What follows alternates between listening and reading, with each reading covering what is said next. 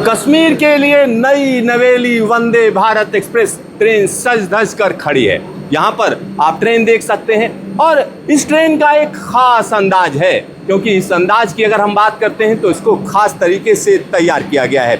क्योंकि जब कश्मीर घाटी से लेकर कटरा तक के मौसम की बात करेंगे तो कहीं पर तापमान 40 डिग्री सेल्सियस से ऊपर है तो कहीं पर तापमान माइनस में चले जाते हैं। और यही वजह है कि इसको खास तरीके की कोटिंग दी गई है, खास तरीके की इसमें हम कह सकते हैं गर्माहट का इंतजाम किया गया है। यानी जब ट्रेन माइनस टेम्परेचर में भी जाए तब भी लोगों को दिक्कत ना हो, इसका खास ख्याल रखा गया है। और यहाँ पर आप देख सकते हैं कि किस तरीके से ट्रेन चलने को तैयार है। और इस तरीके की दो ट्रेनें, यानी एक ट्रेन यहाँ से चल रही है, दूसरी ट्रेन की बात करें तो दूसरी ट्रेन श्रीनगर से चल रही है और यह दोनों ट्रेनें रेगुलर सर्विस देंगी 7 तारीख से। 7 तारीख से आम लोगों के लिए इसको खोला जा रहा है, ये इनागरल जर्नी है। और यहाँ एक और चीज़ हम आपको बता दें, जब हम वंदे भारत एक्सप्रेस ट्रेन की बात करते हैं तो कहीं ना कहीं भारतीय रेलवे का चेहरा बदलने का काम इस ट्रेन ने किया है। और आईसीएफ में बनी यह ट्रेन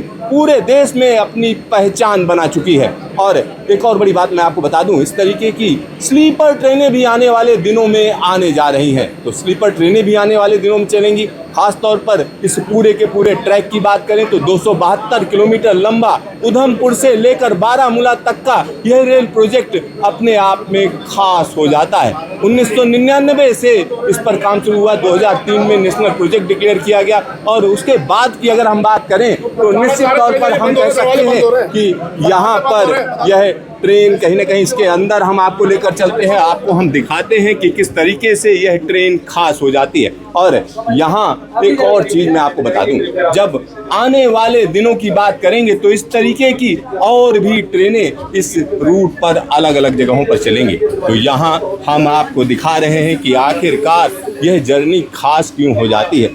और इस यात्रा से खास तौर पर मैं कहूँ तो मेरा खास लगाव है, क्योंकि पूरे के पूरे प्रोजेक्ट को मैंने आपको दिखाया कि किस तरीके से इसकी हम कह सकते हैं एक एक चीज़ पर काम किया गया, कितनी बड़ी कठिनाइयाँ थीं, क्या क्या दिक्कतें थीं।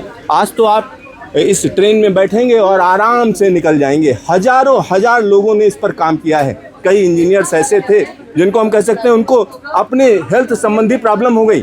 कई जगहें ऐसी थी, जब मैं पहली दफ़ा संगलदान गया तो वहाँ पता चला डायबिटिक केस बहुत ज़्यादा है, टेंशन बहुत है, स्ट्रेस बहुत है। अपने परिवार से दूर रहने वाले लोगों ने इस पूरे के पूरे ट्रैक पर काम किया है। जब हम इस पूरे के पूरे ट्रैक की बात करते हैं तो 111 किलोमीटर लंबा यह ट्रैक पीर पंजाल की पहाड़ियों से जाता है और साथ ही साथ चेनाब नदी के ऊपर से होकर यह रेलवे ट्रैक गुजरता है। चेनाब नदी की बात करें तो हिमाचल से निकलती है और हिमाचल से निकलने पर इसका नाम चंद्रभागा होता है। जब कश्मीर में आती है तो इसको चेनाब बोलते हैं। और चेनाब इस इलाके में एक हम कह सकते हैं जोरदार नदी है, ज़बरदस्त नदी है। इसमें पानी का बहाव घटता बढ़ता रहता है। और तापमान के वेरिएशन की बात करें तो यह रेलवे ट्रैक कहीं 40 डिग्री सेल्सियस से ऊपर जाता है तो कुछ ऐसी जगहें हैं जहाँ पर तापमान माइनस में चले जाते हैं। और एक और चीज़ मैं बता दूं, बार बार डेडलाइन दी गई और डेडलाइन फिर आगे बढ़ाई गई कि अब इस तारीख को होना है। उसके बाद जब तैयार हो गया तब भी आप सोच सकते हैं कई बार